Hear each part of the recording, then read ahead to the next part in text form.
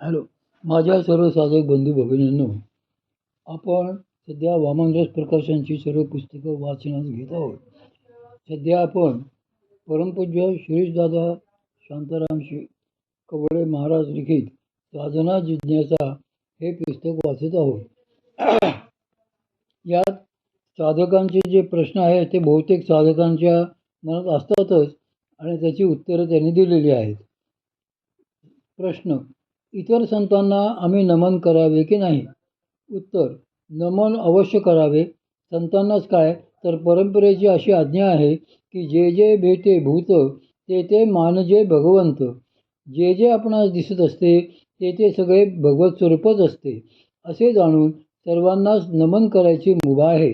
सगळी जी रूपे दिसत आहेत ती जर सद्गुरूंचीच आहेत तर मग संतांना नमस्कार करायला तरी हरकत कशी काय असणार?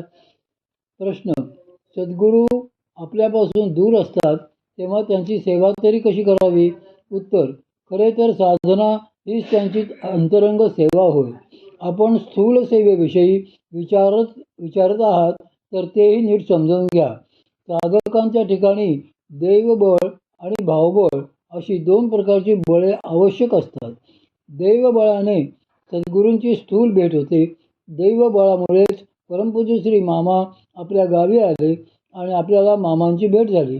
पण भावबळ नसेल तर केव्हाही खरी भेट होतच नाही.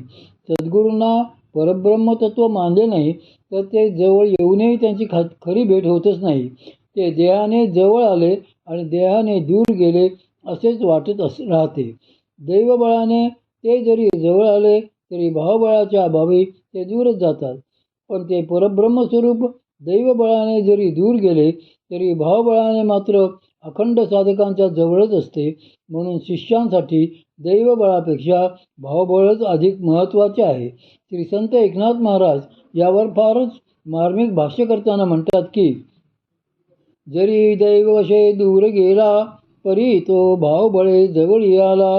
गुरुसेवे जो जीवे विकला तो शास्त्र पावला सद्विद्या. पण म्हणून या देवाच्या गोष्टी गौण आहेत असे मात्र नव्हे. सद्गुरूंची अनुकूलता प्रसन्नता बघून एखाद्या वेळी त्यांची आज्ञा घेऊन स्थूल सेवा वगैरे गोष्टी साधाव्यात. पण त्यांचा अट्टहास मात्र नसावा. त्या करण्याच्या बाबतीत आग्रही नसावे.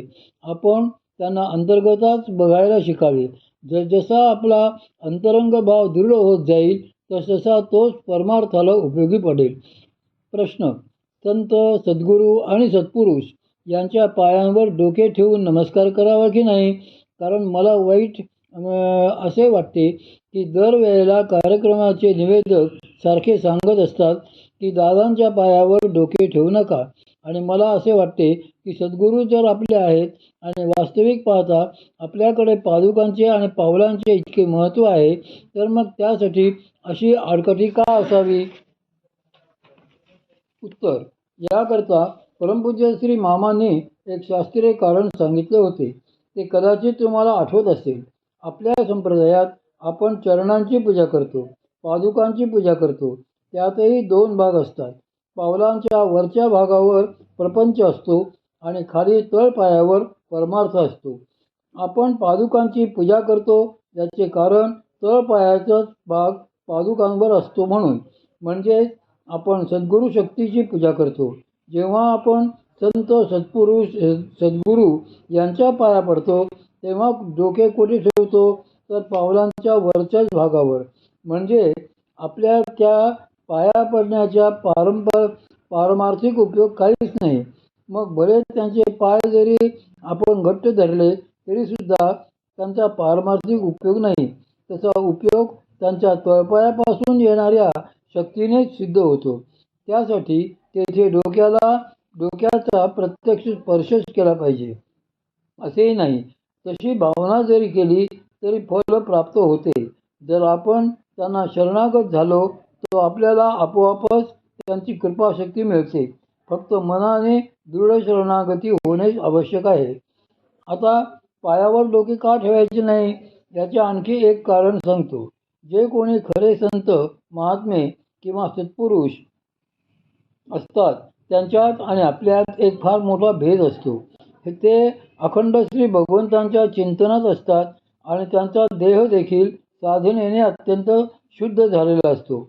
आपल्या देहाभोवती तर आपल्या वासनांचाच आविष्कार असतो. सभोवती वासनांचे संस्कार वलय असते. आपण त्यांना स्पर्श केल्याबरोबर आपले कर्म त्यांच्याकडे वाहायला लागते. याचे कारण असे की त्यांचे कर्म शुद्ध झालेले असते. भरलेल्या पात्रातून रिकाम्या पात्राकडे प्रवाह जातो. या नियमाप्रमाणे आपल्या कर्माचा प्रवाह त्यांच्याकडे वाहतो. या उलट त्यांच्यापाशी पुण्याचे पात्र गच्च भरलेले असते. आपल्यापाशी मात्र ते रिकामे असते. त्यामुळे त्यांचे पुण्य अशा वेळी आपल्याकडे वाहत यायला लागते. हा एक भाग आपल्या हिताचा आहे की त्यांचे पुण्य अनायासे आपल्या वाट्याला येते. पण एक भाग मात्र त्यांच्या अत्यंत अहिताचा असतो. तो म्हणजे आपले कर्म त्यांच्याकडे वाहत जाते. म्हणून अशी प्रथा आहे की महात्म्यांना स्पर्श करू नये. परमपूज्य श्री मामांनी मला एकदा आपणाहून परवानगी दिली होती. त्याचवेळी त्यांची क्षमा मागून त्यांच्या पायावर डोके ठेवले होते. एरवी मी त्यांना कायम लांबूनच नमस्कार करायचो, कारण मनात ही भावना सतत होती की एवढ्या पवित्र आणि विशुद्ध देहाला स्पर्श करण्याची आपली लायकी तरी आहे का? आपल्यामुळे होणारा आपण देतो तो त्रास त्यांना आधीच थोडा झाला. त्यात भर म्हणून आपले कर्म त्यांच्या डोक्यावर कशाला घालायचे, या भावनेने मी त्यांना त्यांच्या आज्ञेशिवाय कधीही स्पर्श करीत नसे. आपल्याला श्री संत पाचलेगावकर महाराज ऐकून माहीत असतील. त्यांचे चरित्र वाचा. त्यांची अशी स्थिती झाली होती की लोक सतत पायावर डोके ठेवून नमस्कार करायचे, गळ्यात हार घालायचे. त्यामुळे पुढे त्यांना पायाला इसब झाले, मानेला आणि पायांना फोड आले. तेव्हा देवाने त्यांना सांगितले की हे नमस्कार घेणे बंद करावे. ते बंद केल्यावर मग ते हळूहळू बरे झाले. अनेक महात्म्यांची अशीच कथा आहे. बरेचदा असे बघितले जाते की एखाद्या विशिष्ट अवस्थेत आणि भावनेत तो महात्मा असेल आणि त्यावेळी जर त्याला कोणी स्पर्श केला तर लगेच तो वासनेचा धक्का बसून व्यवहाराच्या पातळीवर ओढला जातो. आपण कायम आपल्या वासनांच्या पातळीवर असतो. महात्म्यांनी जर आपल्याला स्पर्श केला तर ते आपणा स्वतःसारख्या उच्च भाव पातळीला नेतात. पण आपण जर त्यांना स्पर्श केला तर त्यांना आपण आपल्या प्रपंचाच्या पातळीवर ओढून आणतो. अशी त्यावेळी उलट प्रक्रिया होते. म्हणून त्यांना स्पर्श करू नये. प्रश्न: पण मनाने कल्पना करून जरी चरणस्पर्श केला तरी त्रास होणार नाही का? उत्तर: नाही. तो स्पर्श मानसिकच आहे ना, प्रत्यक्ष नाही. आणि मानसिक स्पर्शाला दोष नसतो. म्हणून तुम्ही मनाने काहीही करा. मनाने त्यांच्या पायावर डोके ठेवा, चालेल. पण प्रत्यक्ष तसे केल्याने मात्र फरक असतो. तुम्हाला याकरता एक उदाहरण सांगतो. परमपूज्य श्री मामांकडे सोलापूरचे एक साधक यायचे. त्यांची नमस्कार करण्याची पद्धत अशी होती की ते मामांचे दोन्ही पाय घट्ट आवळून धरायचे आणि मामा मामा म्हणत आपले डोके त्यांच्या पायावर आपटायचे. मगच त्यांचे समाधान व्हायचे. ते निघून गेले की मामा हुश करायचे, म्हणायचे, सुटलो एकदाचा. नशीब हेच की आपल्या धर्मात गळ्याचे दर्शन घेण्याची पद्धत नाही, नाहीतर मोक्षच घडविला असतं त्याने. सद्गुरूंपाशी त्यांच्या तपश्चर्येचा दगदगीत प्रखर असा अग्नी असतो. त्यामुळे त्यांना कोणाचेही कर्म कळणे मुळीच कठीण नसते. पण एखाद्याची पापकर्मे जाळण्यासाठी जेवढी शक्ती त्यांना खर्चावी लागते तेवढ्याच शक्तीत आणखी 10 जणांचा उद्धार करता येतो. असे असताना त्याने आपली शक्ती कोठे लावावी? शिवाय शक्ती काही फुकट मिळत नसते, ती देखील स्वतः तपाने कमवावी लागते. लोकांची प्रवृत्ती बदलायला असे कितीही तपाचे सामर्थ्य खर्च केले तरी ते अपुरेच पडेल. यासाठी एक कथा सांगतो. एक महात्मा होते.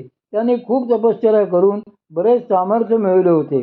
त्यामुळे देवाने त्यांना प्रत्यक्ष दर्शन दिले आणि प्रसन्नतेने विचारले की बोला, मी तुम्हाला काय वर देऊ? ते नम्रतेने म्हणाले की माझ्या शरीराचा कण अन कण लोकांसाठी उपयोगात यावा, अशीच माझी इच्छा आहे. तर तुम्ही कृपापूर्वक मला असे काहीतरी द्यावे. देव म्हणाले, तथास्तु. तुझ्या रक्ताच्या कणाचा ज्याला स्पर्श घडेल तो रोगमुक्त होईल. देवांनी त्यांना असा आशीर्वाद दिला व त्याप्रमाणे प्रभावही दिसू लागला. त्या महात्म्यांना आपल्या देहाचे काही सोयरेसुतकच नव्हतेच. कोणीही कसाही रोगी आला आणि त्याला त्यांच्या रक्ताचा थेंब लागला की तो बराच व्हायचा. होता होता अशी वेळ आली की त्यांच्या शरीरातले रक्त संपत आले. ते अगदी आणि अस्थिचर्म झाले. हाडे आणि कातडी एक अशी त्यांची स्थिती झाली. अशा निर्वाणीच्या वेळी त्यांच्या आश्रमाच्या बाहेर लाखो लोक जमलेले होते. त्यांच्यापैकी प्रत्येक जण ओरडत होता की आम्ही रोगी आहोत, आम्हाला त्यांचे एक थेंबर का होईना रक्त द्या. त्यांच्या सेवकांनी बाहेर जाऊन कळकळीने सर्वांना हात जोडून सांगितले की ते अगदी आसन्न मरण झालेले आहेत, आता ते रक्त देऊ शकणार नाहीत, त्यामुळे तुम्ही कृपा करून परत जा. ते ऐकून लोक उलट बेभान होऊन आत धावले व त्यांच्यावर अक्षरशः तुटून पडले. त्या महात्म्याच्या शरीराचे लोकांनी मग तुकडे तुकडे केले आणि त्यांच्या स्वतःला स्पर्श करून मोकळे झाले. अक्षरशः अशीच अवस्था महात्म्यांना लोकांमुळे येते. महात्म्यांना त्यातून काही घेणे नसते, पण लोक त्या महात्म्याची अखंड स्थिती मात्र सहजतेने स्वार्थापोटी भंग करू शकतात. हे येथे लक्षात घ्या.